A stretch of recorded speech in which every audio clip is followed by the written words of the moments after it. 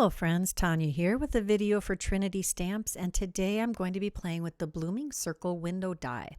This is a really pretty die and I wanted to use it with the window box, and I wanted to add some colorful blending to it because I've been in an ink blending mood. We're going to use mowed lawn, mustard seed, and carved pumpkin, and I have a piece of cardstock here that's cut to 7 by 6.5 inches because I'm going to use the pillow box die to cut this out, and that's the size you need to make it big enough for the entire die.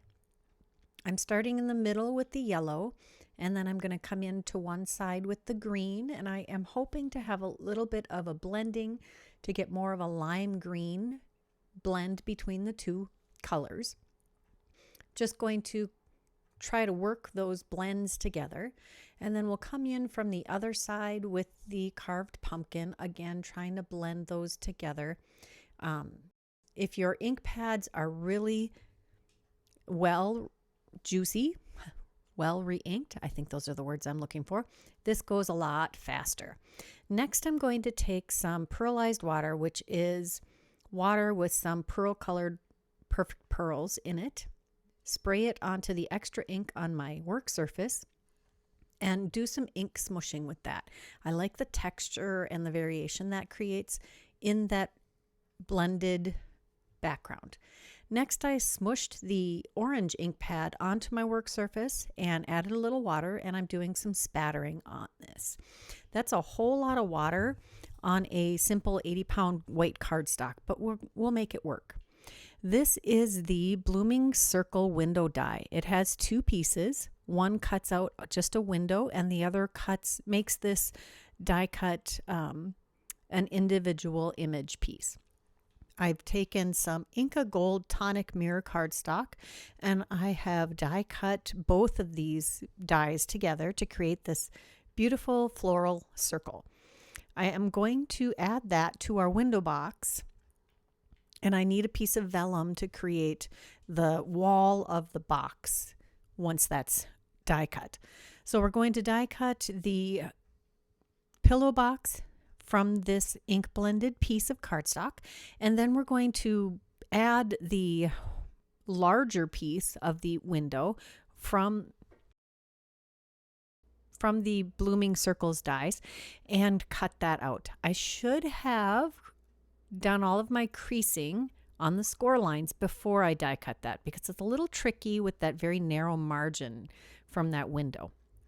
Now we're going to take that vellum and carefully trim that so that the flaps folding down aren't obstructed by the vellum behind our window, and then we will adhere that. Now I could have gotten that a little tighter, but it is a really narrow margin. This barely fits in our pillow box, but it does work out. When you use the vellum to back it, it is perfectly sturdy. I'll just use some liquid glue. You could use some double-sided tape for this, or tape runner, whatever floats your boat there. I just really like the liquid glue. It has a nice strong hold. So we'll add that behind our window, and I do put a heavyweight block on this just to help that adhere very well before I move on to the next step. Now I'm trying to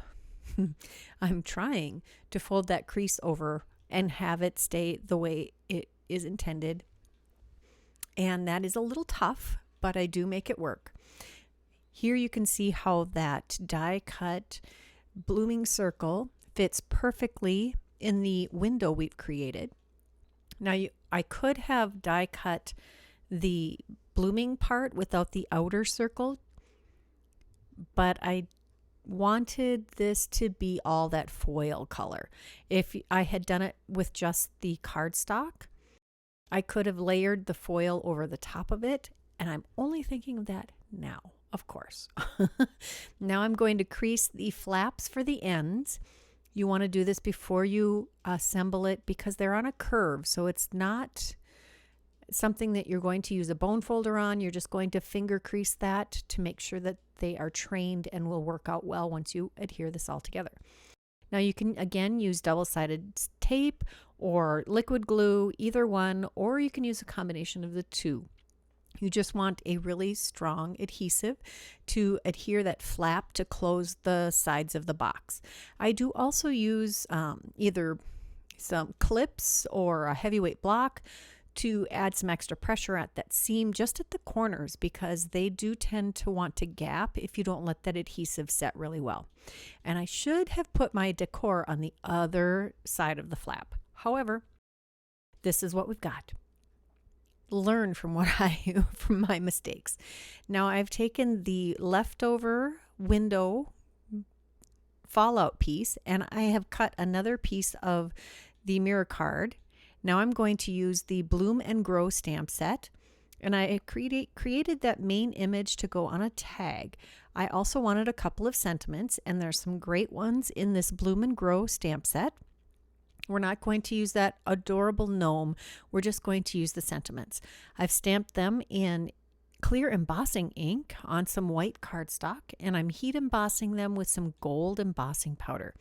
Now you do want to be careful when you're using these fine script sentiments that you don't squish too hard down on your stamp, or you will distort your letters.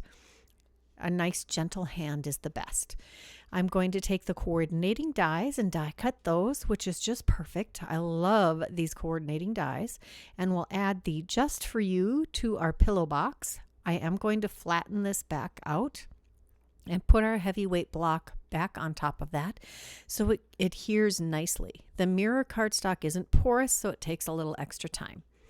Next, we're going to pull out the Slimline tags dies, and we're going to find one that fits that image pretty well, and I'll die cut that from some heavyweight white cardstock. We'll add a little bit of extra pizzazz to our tag by adding this little ring protector, hole protector, also cut from the mirror cardstock, and we'll adhere that to the top of our tag. And I have to be extra careful that I don't get that off center. Just using my tweezers to help get that exactly where I want it. We're going to add a little coaster blank to the back of our main image and adhere that to the front of the tag. And then all we have left is the sentiment. I did think about putting some gems on this, but I have been a little gem heavy lately, and sometimes you just want to go a little simpler. I'm going to cut a couple of very thin strips of coaster blank here and adhere that to the back of our sentiment before we adhere it to the tag. I do want to make sure it's no wider than the tag. This sentiment is wider than the tag, and I just want the dimensional item, the coaster blank, to be only on the tag and not overlapping on the edges. Next, we're going to take some twine. I have this in my stash. I'm pretty sure I got it at like a dollar store, which you can tell when I'm tying this because the gold tinsel part of the twine keeps wanting to untie. My favorite way to attach twine to a card is to loop it through, and then I tie a knot near the top so that that doesn't come loose, and I also tie a knot at the end of the cord.